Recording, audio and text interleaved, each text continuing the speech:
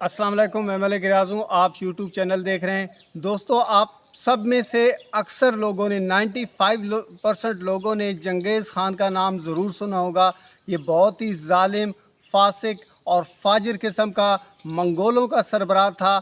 इसने अपनी ज़िंदगी के अंदर जुल्म की इंतहा कर दी, खून की नाहक लोगों का खून बहाया और पिसे हुए लोगों का, जो लोग कमज़ोर होते थे उनके ऊपर जुल्म व सितम करता था, जो ख़वातीन होती थी उनके ऊपर जुल्म व सितम करता था, बच्चों पर जुल्म व सितम करता था। इवन वो जंगलों को जला देता था, फसलों को उजाड़ देता था। वो एक ऐसा ज़ालिम इंसान था कि वो जानवरों को भी नहीं छोड़ता था। मतलब ये कि उसे कोई भी चीज़ नज़र आ जाती थी, अगर उसका ताल्लुक़ किसी दुश्मन के साथ होता था तो वो उसको ज़रूर तबाह व बर्बाद कर देता था। दोस्तों, हो गया, मर गया ना, जब उसकी वफ़ात हो चुकी तो फिर उसको एक जगह जहाँ पर उसकी वफ़ात हुई वहाँ से उसको छकड़े के अंदर डालकर एक और जगह पर मुंतकिल किया गया। छकड़े के ऊपर डालकर जब रास्ते में लेकर जा रहे थे ना, तो रास्ते में उसे अगर उन्हें कोई अगर अकेला शख्स मिलता तो उसको कत्ल कर देते, अगर उसको कोई काफ़िला मिलता उनको कत्ल कर देते थे, बस्तियों को उजाड़ देते थे ताकि कोई भी ये ख़बर ना जान सके कि चंगेज़ ख़ान जो है वो मर चुका है। और जब उसको मरकज़ी शहर लाया गया, सराय गोबी के पास एक मरकज़ी शहर था, वहाँ पर लाया गया उसको, तो उसने मंगोलों के एक सरबराह को बताया था कि मुझे फ़लाँ जो बहुत बड़ा और ऊंचा सनोबर का दरख्त है उसके नीचे मुझे दफन कीजिएगा। तो उस सरबराह की हदायत के मुताबिक उसको वहाँ पर एक बहुत बड़ी उसकी कब्र खोदी गई।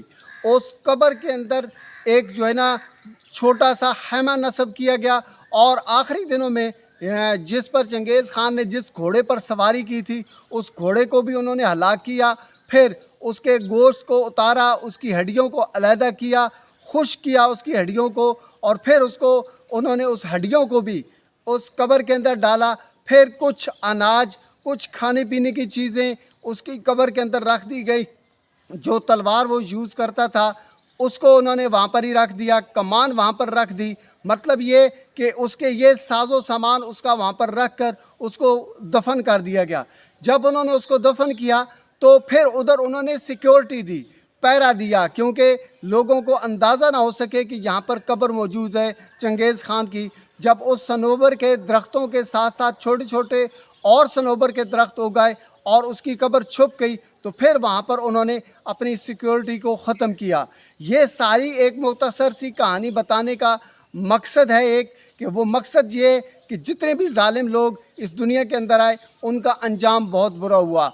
आप किसी एक तारीख़ को आप उठाएं, एक एक ज़ालिम की दास्तान को उठाकर देखें, उसका अंजाम बहुत ही इबरतनाक है, क्योंकि उसने अल्लाह की मुखालफत की, अल्लाह के महबूब की मुखालफत की, पिसे हुए लोगों का और जो है ना कमज़ोर लोगों का के हकूक़ को पामाल किया, उनकी इज़्ज़तों को पामाल किया। फिर अल्लाह ताला ने लोगों के लिए उसको इबरत का निशान बना दिया।